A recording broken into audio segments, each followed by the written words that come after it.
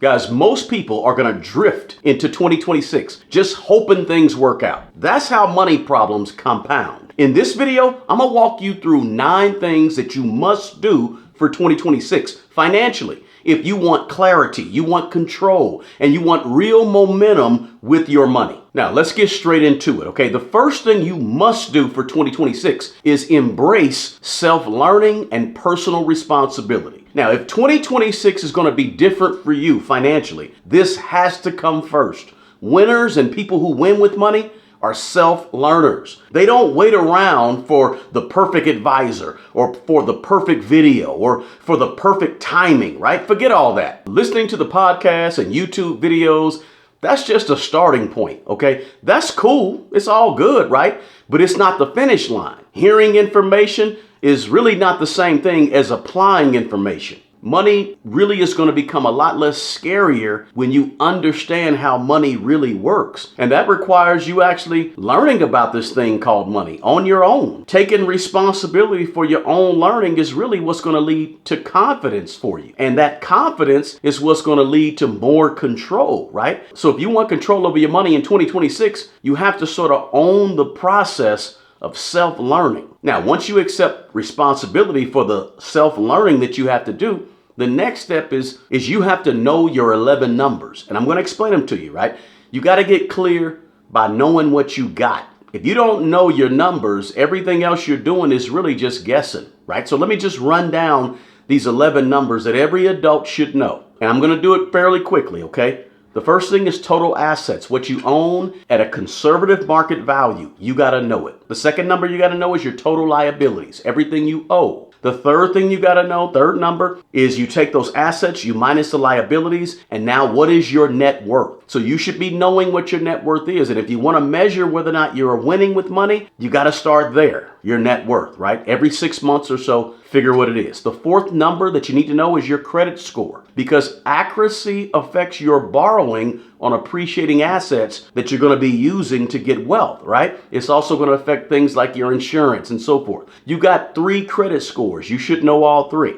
The fifth number that you need to know and be clear on is your monthly take-home income. What actually hits your account? Now, the sixth number is your monthly expenses. What goes out every month?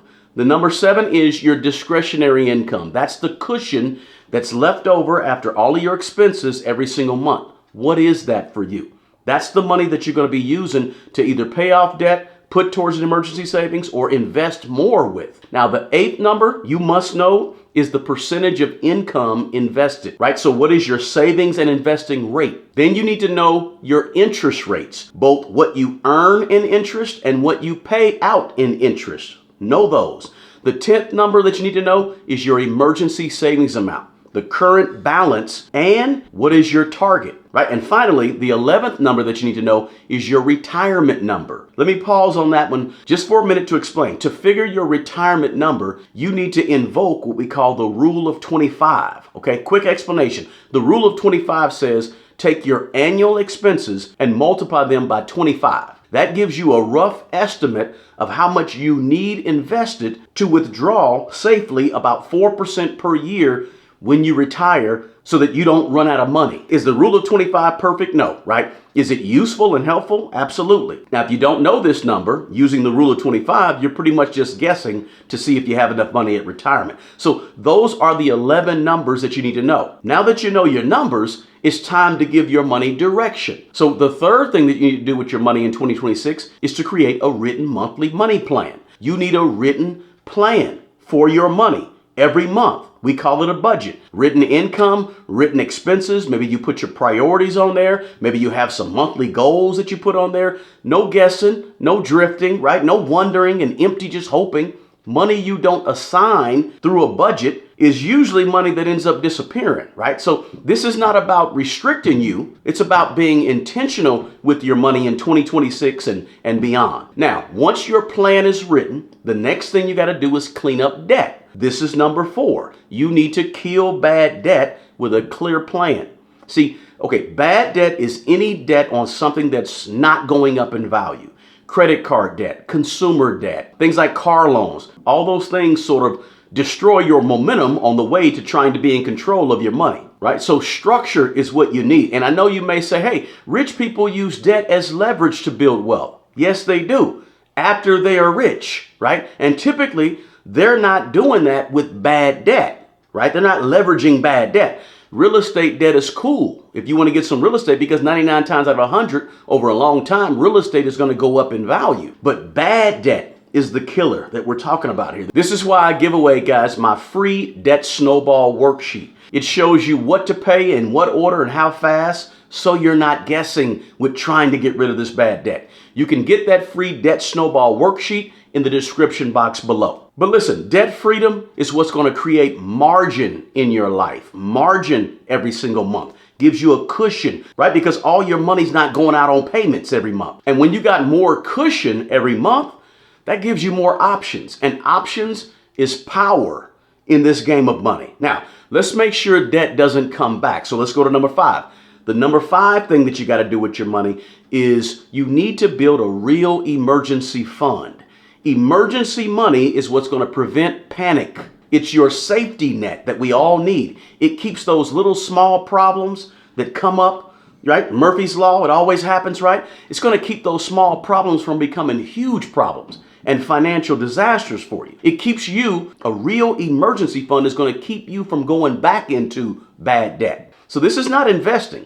This is just protection. Stability comes first, and then growth comes second. Now, once you're stable, now we talk about accelerating this thing. So number 6 thing that you need to do financially is increase the amount of money that you're actually investing, right? So stop it with the 3%, the 4% into your investments or into your 401k. Guys, I'm gonna be honest with you. That's just not enough. Sometimes it's all you can do. I understand it, but you gotta expand yourself. You gotta push yourself to another limit. Go up to 5 and 6 and 8 and 10%, getting up to 15%, right? Increasing the amount of money that you invest matters more than trying to chase the perfect time, right? Small increases, you can just do small increases over time. That would change everything for you over the next 3 or 4 years. So you don't want to build wealth by thinking. You build wealth by consistently stretching yourself and taking some additional risk to actually put a little more in the market, right? So you're putting more of your money to work. This is not rocket science. The more you put in, the more it grows, right? So you got to stretch a little bit. But here's the kicker. More investing only works if you first remove the emotions from this thing, which takes me to the 7th thing you must do. And that is this: commit to discipline, commit to consistency, and commit to automating this thing. This is number 7, okay? Investing success, guys, is not just about being intelligent or smarter than everybody else, right? It's about emotional discipline. So my challenge to you is, look, automate your investing. Increase it, like I said before, but automate it, because that's what's going to help you remove some of the emotion and feelings from this whole investing process. And then, of course, stay consistent, because consistency beats timing every time. So again, commit to being disciplined, commit to being consistent, and remove the emotion by automating your investments every single 2 weeks or every month. Now, let's talk about the leverage that most people sort of ignore, which is number 8. The 8th thing you must do with your money in 2026 is take advantage of the low-hanging fruit that's around you. In other words, maximize what you already have access to, okay? Let's talk your job. Guys, your job is more than just a paycheck. Your job may offer a retirement match to the 401k or 403b. It may offer some sort of insurance that you're not taking advantage of that you may need. It may offer educational benefits, where they reimburse you or pay you for more education. Your job may offer specific skill development. Your job may offer some type of exposure or experience or networking opportunities. Take advantage of that stuff. Most people chase new opportunities before they fully use what's already at their fingertips. Maybe you just got to go to HR and get some more information on some of these things at your job that you're not taking advantage of, right? Because there's usually hidden assets that are right there in front of a lot of us that we're not using. And let's not forget the assets that may be inside of you as well, right? Your gifts, your talents, your skills, Don't sleep on monetizing the things that you already know and the things that you already do and the talents that you already have. These are opportunities also that you can take advantage of and monetize. Now, that takes me to number 9, which is really the most powerful long-term money move that you can make in 2026. And that is increase your skills in 2026. Markets are going to go up. Markets are going to go down. That's a fact. But your skills literally compound forever on your behalf. If you find yourself in a dead-end job making dead-end money, then you got to get some more skills so you can make some more money, right? When you build your skills, you become more valuable.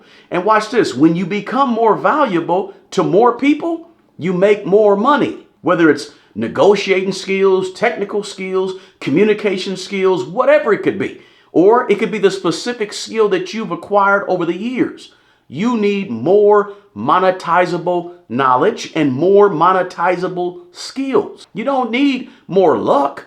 You just need more leverage. And your knowledge and your skills is what's going to give you that leverage, right? It could be just getting that certificate or taking that class or starting that business. All of these are ways to get more leverage with more skills to increase the money you make. So guys, that's the 9 things that you must do in 2026 financially. Now, everything I just walked through fits into the same system I personally use and teach called the 4 steps to maximize your money. You can learn more about that full structure over at smartmoneybro.com. And if you want a solid money management foundation, you can also check out my book, Manage Your Way to Millions. Now, if you got value from this video, do me a favor and share it and drop a comment below. It really helps the channel and I want to hear from you. And if you want more specifics on exactly how to invest, whether you're a beginner or an intermediate investor,